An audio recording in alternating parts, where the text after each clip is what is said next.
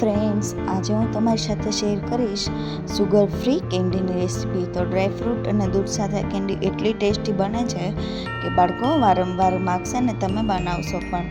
તો ચાલો રેસીપી શરૂ કરીએ. એના માટે મેં અહીંયા 1 લીટર જેટલું ગરમ દૂધ લીધું છે.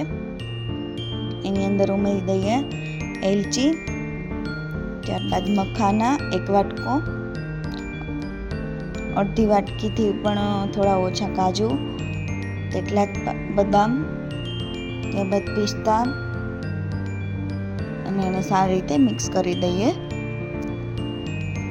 ત્યારબાદ ખજૂર ઉમેરી દઈએ. ખજૂર તમે ઓછો વધારે તમારી પસંદ મુજબ કરી શકો છો. હવે આને 30 મિનિટ માટે ઢાંકીને પલળવા માટે મૂકી દઈએ. તો હવે અડધી કલાક થઈ ગઈ છે અને આ ડ્રાય ફ્રૂટ સરસ પલળી ગયા છે. તો હવે મિક્સિંગ બાઉલમાં લઈ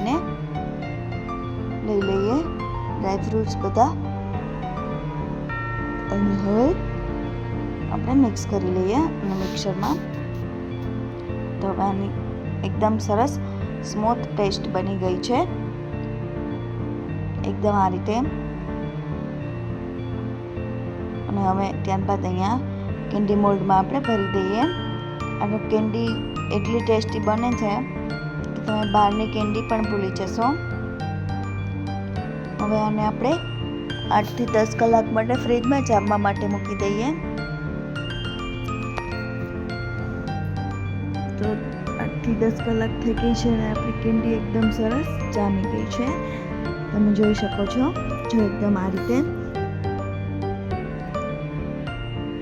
હવે એને 2 મિનિટ માટે ઠંડા પાણીમાં આ રીતે બોળી દઈએ, જેથી આસાનીથી કેન્ડી બહાર નીકળી જાય.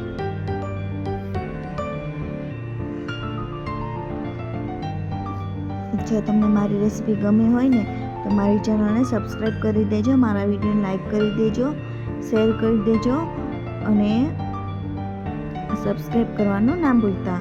અને કમેન્ટ કરજો કે તમે મારો વિડીયો ક્યાંથી જુઓ છો.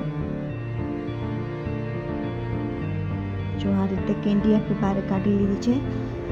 તો તૈયાર છે આપણી એકદમ ટેસ્ટી, બાળકોથી લઈને મોટાઓ સુધી બધાને ભાવે એવી સુગર ફ્રી કેન્ડી.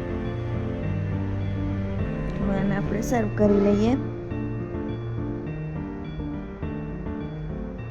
તો તૈયાર છે આપણી એકદમ ટેસ્ટી કેન્ડી, અને એ પણ સુગર ફ્રી.